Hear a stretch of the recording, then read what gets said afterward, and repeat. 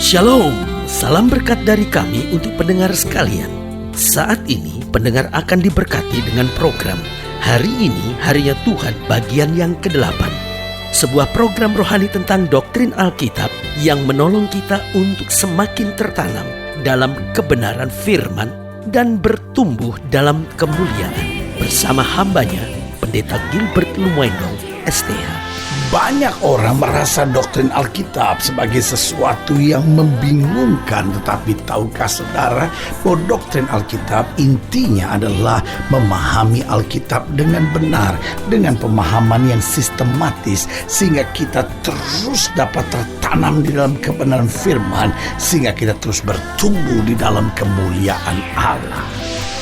Buka hati saudara sekalian untuk menerima berkat-berkat firman-Nya. Kita seringkali mengidentifikasikan ketegasan sebagai sesuatu yang galak. Kalau kita bilang bahwa, wah, orang itu tegas, biasanya kita akan berkata bahwa, waduh, orang itu galak sekali. Tetapi tahukah saudara, sebetulnya ketegasan dan kegalakan adalah dua hal yang berbeda.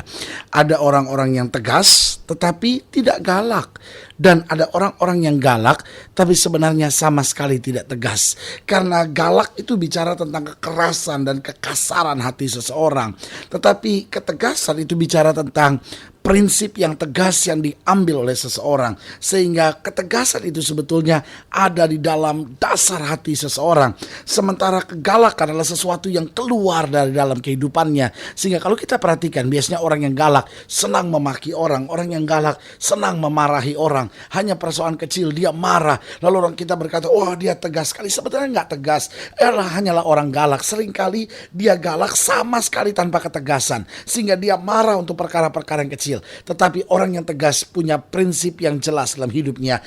Sekali dia berkata tidak, dia akan berkata tidak. Tidak perlu dia berteriak untuk berkata tidak. Tetapi tegas dalam prinsip, tidak ada yang dapat menggoncangkan. Tahukah saudara, dunia hari-hari ini sedang kehilangan orang tegas. Tetapi dunia hari-hari ini sedang dibanjiri oleh orang-orang galak. Yang hanya memaki, yang hanya menyakiti hati orang. Tetapi sama sekali tidak punya prinsip yang tegas. Nah, saudaraku yang kasih dalam Tuhan, saya percaya hanya orang-orang yang tegas sajalah yang dapat mengasihi Tuhan dengan sungguh-sungguh dan bertahan sampai pada akhirnya. Haleluya. Selamat datang dalam program kita hari ini, Harinya Tuhan. Sebuah program rohani yang menuntun kita untuk menjadikan firman Tuhan sebagai dasar keseharian hidup kita. Karena selama kita menjadikan firman Tuhan sebagai dasar keseharian hidup kita, maka langkah-langkah kita adalah langkah-langkah yang berjalan dalam kemenangan. Haleluya. Dan di dalam program ini kita memang sedang bicara tentang ketegasan. Karena saya percaya ada banyak orang gagal dalam melakukan firman Tuhan, bukan karena setan terlalu kuat, bukan juga karena pencobaan terlalu besar, bukan juga karena dia tidak mampu, tapi seringkali banyak kita tidak berjalan dalam firman Tuhan, bahkan banyak kita jatuh, banyak kita akhirnya terpleset dalam perjalanan rohani kita, seringkali hanya karena kita kurang tegas. Nah, saudaraku yang kasih dalam Tuhan, saya percaya hidup Kristen adalah hidup yang tegas. Kita punya Allah yang tegas. Alkitab berkata pada hari terakhir akan datang banyak orang yang berkata, Tuhan, Tuhan, bukankah aku sudah bernubuat demi namamu? Dan pada saat itu Yesus berkata, aku akan berterus terang kepada mereka, aku tidak pernah kenal kamu.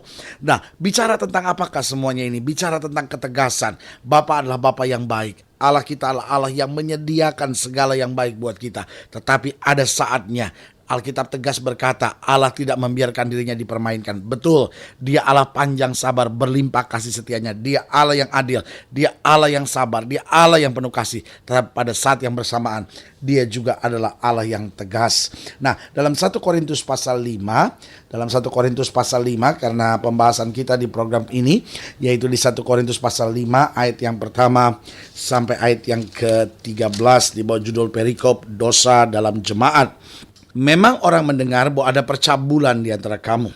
Dan percabulan yang begitu rupa seperti yang tidak terdapat sekalipun di antara bangsa-bangsa yang tidak mengenal Allah. Yaitu bahwa ada orang yang hidup dengan istri ayahnya. Sekalipun demikian kamu sombong. Tidakkah lebih patut kamu berduka cita dan menjauhkan orang yang melakukan hal-hal dari tengah-tengah kamu?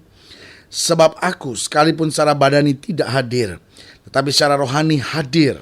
Aku, sama seperti aku hadir, telah menjatuhkan hukuman atas dia yang telah melakukan hal yang semacam itu. Bila mana kita berkumpul dalam roh, kamu bersama-sama dengan aku, dengan kuasa Yesus Tuhan kita. Orang itu harus kita serahkan dalam nama Tuhan Yesus kepada iblis, sehingga binasa tubuhnya, agar rohnya diselamatkan pada hari Tuhan. Kemegahanmu tidak baik. Tidak tahukah kamu bahwa sedikit ragi menghamiri seluruh adonan? Buanglah ragi yang lama itu, supaya kamu menjadi adonan yang baru. Sebab kamu memang tidak beragi, sebab anak domba Paskah kita juga telah disembelih, yaitu Kristus. Karena itu marilah kita berpesta, bukan dengan ragi yang lama, bukan pula dengan ragi keburukan dan kejahatan, tetapi dengan roti yang tidak beragi, yaitu kemurnian dan kebenaran. Dalam suratku telah kutuliskan kepadamu, supaya kamu jangan bergaul dengan orang-orang cabul. Yang aku maksudkan bukanlah dengan semua orang cabul pada umumnya dari dunia ini, atau dengan semua orang kikir dan penipu, atau dengan semua penyembah berhala. Karena jika demikian kamu harus meninggalkan dunia ini. Tetapi yang kutuliskan kepada kamu ialah supaya kamu jangan bergaul dengan orang-orang yang sekalipun menyebut dirinya saudara, tapi adalah orang cabul, kikir, penyembah berhala, pemfitnah, pemabuk, atau penipu. Dengan orang yang demikian janganlah kamu sekali-kali makan bersama-sama. Sebab dengan wewenang apakah aku menghakimi mereka yang berada di luar jemaat? Bukankah kamu hanya menghakimi mereka yang berada di dalam jemaat? Mereka yang berada di luar jemaat akan dihakimi Allah. Tapi perhatikan baik kalimat terakhir ayat ke-13 dari 1 Korintus pasal 5 ini dikatakan, usirlah orang yang melakukan kejahatan dari tengah-tengah kamu. Kalimat ini dengan tegas Paulus sampaikan kepada jemaat di Korintus. Usirlah orang yang melakukan kejahatan dari tengah-tengah kamu. Nah, saudaraku yang kasih dalam Tuhan, bukankah ini nada ketegasan yang kita pelajari? Paulus bilang kamu gak bisa kompromi. Sebab ragi sedikit dalam adonan akan menghamiri seluruhnya. Bukankah kita adalah anak domba Paskah itu, roti yang tidak beragi itu, yang tidak bisa dihamiri oleh adonan, tidak bisa dihamiri adonan ini oleh ragi-ragi dunia ini. Dengan tegas Paulus menekankan, usirlah mereka itu. Pertanyaannya, mengapa hidup Kristen harus tegas? Mungkin saudara mendengar program ini dan berkata, loh kalau hidup Kristen itu seperti itu, di mana kasih yang sebenarnya? Saudaraku yang kasih dalam Tuhan, kasih itu tegas, dan di dalam ketegasan harus dijalankan dengan kasih. Karena ketegasan tanpa kasih hanyalah kekasaran belaka. Tetapi ketegasan dalam kasih, itulah ketegasan yang sebenarnya. Nah, pertanyaannya, mengapa hidup Kristen harus tegas? Saya pelajari ada beberapa jawaban yang indah. Yang pertama, karena ketidaktegasan akan membiarkan dosa dalam kehidupan. Saudaraku yang kasih dalam Tuhan, kadang-kala kita mencintai Tuhan, tetapi kenapa kita tetap hidup dalam dosa? Jawabannya sederhana, ketidaktegasan akan membiarkan dosa dalam kehidupan. Kalau kita tidak tegas dalam hidup kita, maka kita akan terus kompromi terhadap dosa. Kita akan membiarkan dosa terus merasuk dalam hidup kita. Dari dosa kecil, akhirnya mulai dosa lebih besar, lebih besar, lebih besar, lebih besar, sampai akhirnya hidup kita diikat dan dikuasai oleh dosa itu. Berarti saudaraku yang kasih dalam Tuhan, ketidaktegasan akan membiarkan dosa dalam kehidupan. Hanya dengan ketegasan dosa dapat dikalahkan. Hanya dengan ketegasan dosa dapat dihancurkan. Hanya dalam ketegasan kita dapat mengambil garis tegas antara kebenaran dengan dosa. Yang kedua, mengapa hidup Kristen harus tegas? Yang kedua saya pelajari, karena ketidaktegasan adalah tanda bahwa kita tidak menghargai korban Kristus. Orang-orang yang menghargai korban Kristus tidak akan main-main dengan hidupnya. Orang-orang yang menghargai korban Kristus, saudara boleh saja berkata, ya tapi korban itu, darah itu yang telah menebus hidup saya. Great. Tapi saudaraku yang kasih dalam Tuhan, kalau kita tidak tegas, artinya kita tidak menghargai korban Kristus. Justru karena kita hargai, Yesus tidak main-main. Yesus curahkan darahnya sampai tetes darah yang penghabisan. Waktu kita menyadari korban yang sedahsyat itu, waktu kita menyadari korban yang luar biasa itu, sudah saatnya kita hidup dalam tegas. Karena apa? Karena kita menyadari, Tuhan terima kasih buat korban itu. Saya tidak akan menyalibkan Kristus kedua kali dengan segala dosa dan pengkhianatan saya. Berarti sekali lagi saya ulangi, mengapa hidup Kristen harus tegas? Karena ketidaktegasan akan membiarkan dosa dalam kehidupan. Yang kedua, karena ketidaktegasan adalah tanda bahwa kita tidak menghargai korban Kristus. Dan yang ketiga, mengapa hidup Kristen harus tegas? Karena ketidaktegasan membuat hidup kita mudah terpengaruh.